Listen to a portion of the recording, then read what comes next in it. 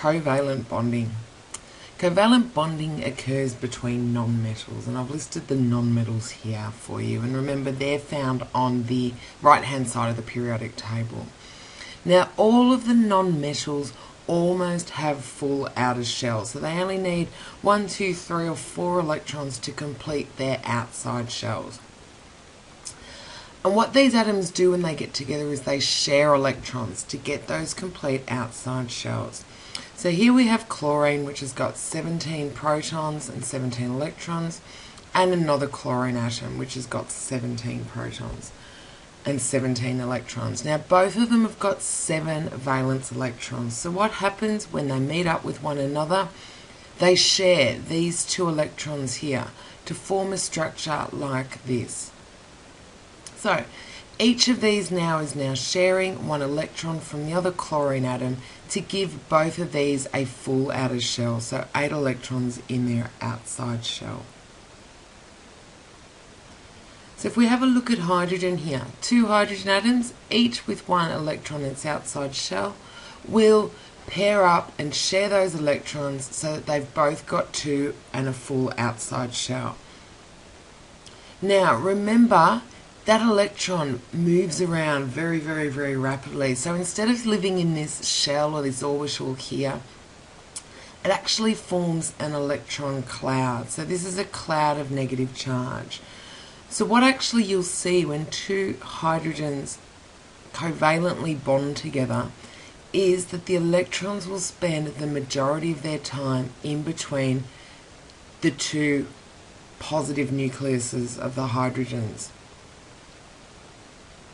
So you get this electron cloud in the middle, and this forms the electrostatic attraction. So you get the positive proton nucleus with the cloud of electrons in the middle with the other positive proton nucleus. So you get this electrostatic attraction occurring. So each atom shares 1 valence electron, and this will form a single covalent bond when this happens. And hydrogen is an example of this. So you'll see here they're both forming, sharing these electrons, and this is the electrostatic attraction that I was talking about between the nucleus, which is positively charged, and the cloud of electrons in between, which is negatively charged. And this is what holds these 2 atoms together. So here we have 1 pair of shared electrons, and this forms a single covalent bond. So 1 pair of electrons is a single covalent bond. Double covalent bonds share 2 valence electrons from each atom. So if we have a look at oxygen, oxygen has 1, 2, 3, 4, 5, 6 electrons in its valence shell. So it will share 2 of another atom's electrons, and in this case it's another oxygen atom. So 2 pairs of shared electrons make it a double covalent bond. And this is just showing you again here with the electron clouds, and you can see that there's 2 pairs of electrons there, and that's the double covalent bond.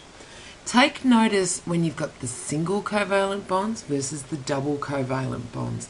Here you have a greater negative charge in the middle, which will cause stronger electrostatic attraction with the corresponding nucleuses. So this means in a double covalent bonded molecule, the atoms are closer together than in a single covalent bonded molecule.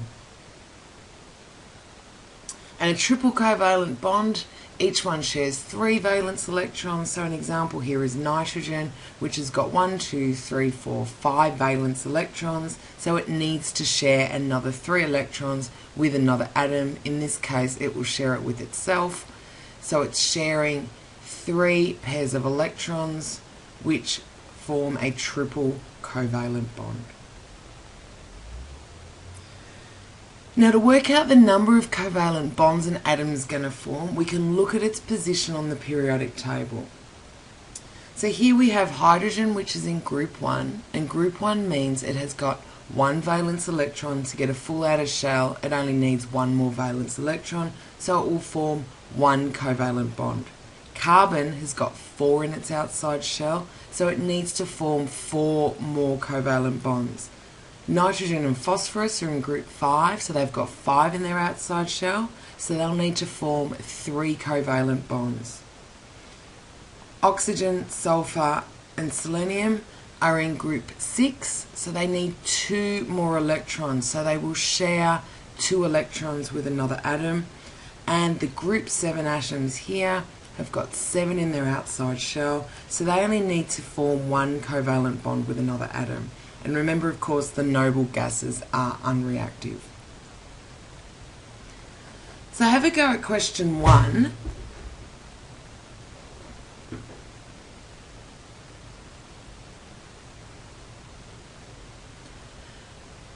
Question 1 here talks about the atom symbol, which is carbon, and the number of valence electrons. And we find that just by looking at the periodic table. So carbon's in group 4, it's got 4 valence electrons.